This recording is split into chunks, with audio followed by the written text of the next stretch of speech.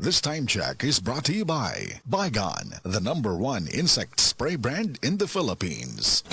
Day andak, nganong masulubon man kanang naong nimo? Naluoy manggug ko ni Lolo Papa Rans. Mitukar na po ang iyang hubak ko gayoma. Mitaas pag yan ang iyang blood sugar. Lakaw dayon nga do sa butika. Pagpalit dayon og Biotrof herbal capsules. Sigurado kung dako kinigi katabang para mahupay ang gipamati nga balatian sa imong lolo. Tungod kay ang Biotrof, bantugan na kaayong makaalim sa mga nagkalain-laing suliran sa panglawas. Sud na sa dugayng panahon. Papa Rans, okay na kaya kong Lolo. Salamat kayo sa Biotrof Herbal Capsules, the Wonder Food Supplement. Biotrof herbal capsules. Mapalit sa mga butika nga naa sa inyong dapit. Mind you, tay. Mula pusgid ang kasakit sa akong abaga. Laki na bawaan nga haplas ani. O maring-an, ang kasangga nako sa aray, Omega Painkiller. Haplas silang o parihas kadako sa piso, mawala dayon ang sakit. Sulod sa 30 segundo. 30 segundo? Sulayan daw nako. Ay, nawala gid ang sakit. Salamat Maring Judy. Naa na jud ko'y kasaligan sa akong kada aray. Mabatagan gid ang bisa sa Omega Painkiller. Methyl salicylate plus camphor plus menthol is the generic name of Omega Painkiller. If symptoms persist, consult your doctor. Omega Painkiller. Gasing pisong laki lang ang kailangan. Works in as fast as 30 seconds. Ang aking hashtag, kasangga sa aray. Gusto ba ni mo kape pero ga-worry ka kay basig dili ka katog? Don't worry. Available na ni sa mga butika ang Vita D Plus Coffee Mix nga na ay vitamin D3 nga makatabang improve sa imuhang pagtug. Ang Vita D Plus Coffee Mix na may reishi mushroom ug mangosteen fruit extract. Vita D Plus Coffee Mix, may kape na ka, may vitamin D3 pa ka. Open cam, Donnie. Which shirt is better? Malabo ka sa screen, Dad. Baka malabong mata. Visit EO Executive Optical for state-of-the-art facilities and expert eye care. Malinaw na, Dad. Ang wardrobe nyo, wala sa uso. EO Executive Optical. Love your eyes. For expert eye care, come to EO Executive Optical. EO Executive Optical. Love your eyes. Ang mahugaw nga colon na makadaot sa lawas. Dakong mahinabo nga mahilo ka og sa kadangatan mag-develop ini sa colon cancer kung ato pasagdan ang large intestine. Ang hugaw nga colon ang pinakauna nga silent killer. Ang kamatayon magsugod sa colon. Mag-inom sang Super Fiber, the fast-acting colon cleansing product approved by the FDA Philippines. Ug para sa mas maayo nga resulta ubanon sa pag-inom ang Life Extension Vitamin D3 kag Super Fiber. Para sa himsog kag maayong digestion, mag-inom kada adlaw sang Super Fiber. Mapalit sa mga butika. Pabalik na butas. Paulit-ulit ang tagas. Itigil na, sobra na. Itigil na ang diskarteng tapal-tapal. Ilastusin mo yan. Tagal, tibay, tag-init o tag-ulan. Tibay na tumatagal. Yan ang Pioneer Elastosil. Tagal, tibay, tag-init o tag-ulan. Elastosil mo yan. The original Koi Herbal Capsule. Ako si Rosaldita Harantilla, din nagpuyo sa Barangay Tinago, 61 years old. Naakoy ka ng goiter, niya ka ng anal ang doktor na operahan niya, wala man tayo kwarta. Painom ko sa kung bana aning koy, sa katulos o sa kaadlaw. Mura to, ang akong giinom, hamtod na, wala na dyan nakapadayon ang goiter sa akong liog. Wala na ibukol na. Wala na. Wala na dyan, wala na ko'y pamati. Daghan kaing salamat sa koy nga, salamat. The original Koi Herbal Capsule. Araw-araw, MX3 para extraordinary. With alpha, beta, gamma, nasangkap nito. Tunay, original at natural na suplemento. With MX3, with MX3, with MX3, dito ako believe. Mahalagang paalala, ang MX3 capsule ay hindi gamot at hindi dapat gamiting panggamot sa anumang uri ng sakit. Be extraordinary with MX3. Oras, gihatod kaninyo sa EXL Magkabuhay. Buhay at makulay ang buhay sa EXL Magkabuhay. Pag kayo'y nabasagan, madaling remedyohan. Pagkatapos dikitan, parang bago na naman. Pioneer Epoxy, pandikit ng kristal, kahoy at bakal, pang-repair ng radiator, tambucho, refrigerator, martilyo, kutsilyo, tipo, araro, gero, aparador, pampatibay ng bangka, kisame, etc. Pioneer Epoxy, paborito ng bayan. Sa mga workaholic, epektibo ang atong Paragis Bila-Bila Herbal Coffee. Sama na lang ni Roland De La Cruz nga taga Mati, Davao. Roland de la Cruz sa Purok Isla, Barangay Central, Purok President. Anong ganahan man kay ka sa kape? Sa Bila-Bila Coffee, laskig ang imong lawas o mayo ang imong lihok. Basta laskig niya kondisyon, makalihok kag may sa trabaho. Kung di ka kainom, mura magluya na ka? Murag luya-luya, lahi ra gyud. Tungod kay nindot gyud ang Bila-Bila Coffee. Kini ginama sa GFMQ Marketing kay sa Paragis Bila-Bila. Dili na ka mag-agwanta pa.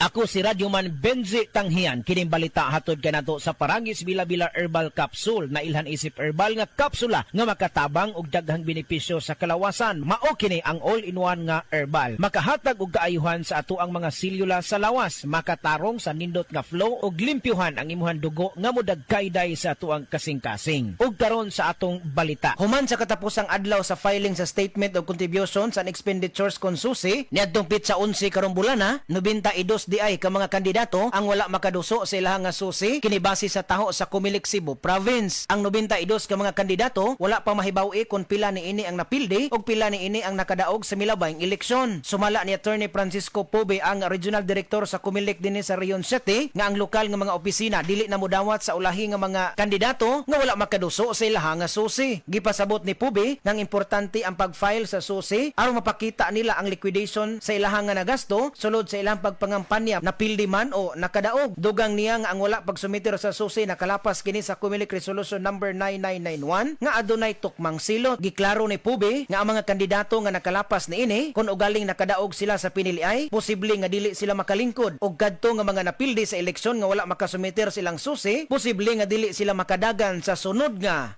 piniliay. Kadtong balita hatod kanato sa Paragis Bila-Bila Herbal Capsule. Alang sa kumpleto nga kombinasyon, gamita lang ang Paragis Bila-Bila Plus Herbal Capsule. Paragis Bila-Bila Herbal Capsule na uban sa pagpangapi sa Paragis Bila-Bila Herbal Coffee ug ang pagpanghaplas sa Paragis Bila-Bila Liniment Oil. Gama sa GFMQ Marketing. Sa Paragis Bila-Bila dili na ka mag-agwanta pa. Sa dugang kasayuran, tawag lang sa 0935-641-0261. Ang Paragis Bila-Bila mapalit sa Diding's Pharmacy sa Manalili Street, Cebu City, Bestway Pharmacy sa Mandawi City, Healthway Pharmacy, JV Butika sa Cebu, Mandawi, Liluan o Osmeña Boulevard. Mapalit usab sa JY Pharmacy sa 32 Osmeña Building, Osmeña Boulevard, Cebu City. Ako si Radyoman Benzi Tanghian, DYHP, Tatak RMN. Nay, excited ako sa Bohol. Makita na yun nato ang Chocolate Hills. Excited na sad ko na, pero gikulbaan ko kay hanap na akong mata. Ayaw kagul, Nay. Nakita na ko ni TV vlogger Alex Gonzaga ang Ivory Gold with 10 mg lutein maayo sa pagkahanap, pagluha-luha o pamuwa sa mata. Tuwaya na to? Tinuod na na, makatabang yun. Oo, Nay, para maklaro yun ni mo ang Chocolate Hills. Sige na, salamat para makapost di ko sa Facebook sa atong mga pictures dito. Ivory Gold with 10 mg lutein. Mas dagan ang lutein, mas epektibo, mas klaro. Halagang paalala ang Ivory Gold with 10 mg lutein ay hindi gamot at hindi dapat gamitin panggamot sa anumang uri ng sakit. Mas daghan ang lutein, mas epektibo, mas klaro. Si Gemma Libahan, diabetic ug nag-insulina. Apan, miubos ang iyang asukar sa dugo tungod sa iyang pag-inom sa Sid Panyawan Coffee Mix. As in, dako yung tabang Sid Panyawan Coffee sa karon kay sige na ko padayon og inom, kagababa na gyud siya. Nibaba siya og 145 karon gani 143 na lang siya. Gemma Libahan, taga Jensan. Mag-16 ako karong June. Sid Panyawan Coffee Mix produkto gikan sa Sid Marketing Incorporated. Camel, sukang puti, sasuan mo palami. Camel, sukang puti, maunag yun imong mapili. Camel, sukang puti, sasuan mo palami. Camel, sukang puti, anita na ang sekreto, ang sekreto. Salami! Mga igala, may adlaw ka natong tanan! Kini si Kuya Gulyat ninyong adunay na ilhan nga lamian kaayong tabliya, ang Don Pepe Tabliya. Sa kaumutong kalami, walay mudili, sa Don Pepe nga tabliya, kini mao'y paborito. Mag Don Pepe. Don Pepe Tabliya, sarap ni bay! Kung makatilaw ka, magpangit Pagbasa sa 10 kabanata ng Aklat ni Juan, ang talinhaga tungkol sa pastol, talata 1 hanggang 42. Pakatandaan ninyo, ang pumapasok sa kulungan ng mga tupa nang hindi sa pinto nagdaraan kundi umaakyat sa di dapat pagdaanan ay magnanakaw at tulisan. Ang tunay na pastol ay sa pintuan nagdaraan. Pinapapasok siya ng gwardya at pinapakinggan ng mga tupa ang kanyang tinig. Tinatawag niya ang kanyang mga tupa sa kanilang pangalan at inilalabas sa kulungan. Kapag nailabas na, siya'y nangunguna sa kanila at sumusunod naman ang mga ito sapagkat kilala nila ang kanyang tinig. Hindi siya sumusunod sa iba kundi patakbong lumalayo sapagkat hindi nila kilala ang tinig ng iba. Sinabi ni Jesus, ang talinhagang ito, ngunit hindi nila nauunawaan ang ibig niyang sabihin. Kaya't muling sinabi ni Jesus, pakatandaan niyo, ako nga ang pintuang dinaraanan ng mga tupa. Ang mga nauna sa akin ay mga magnanakaw at mga tulisan, ngunit hindi sila pinapakinggan ng mga tupa. Ako ang pintuan. Ang sino mang pumapasok sa pamamagitan ko ay maliligtas. Papasok siya't lalabas at makakatagpo ng pastulan. Dumarating ang magnanakaw para lamang magnakaw, pumatay at manira. Naparito ako upang ang mga tupa ay magkaroon ng buhay, ng isang buhay na masagana at ganap. Ako ang mabuting pastol. Iniaalay ng mabuting pastol ang kanyang buhay para sa mga tupa. Ang bayaran ay tumatakas kapag may dumarating na asong gubat. Iniiwan niya mga tupa, palibasa hindi siya pastol at hindi kanya ang mga ito.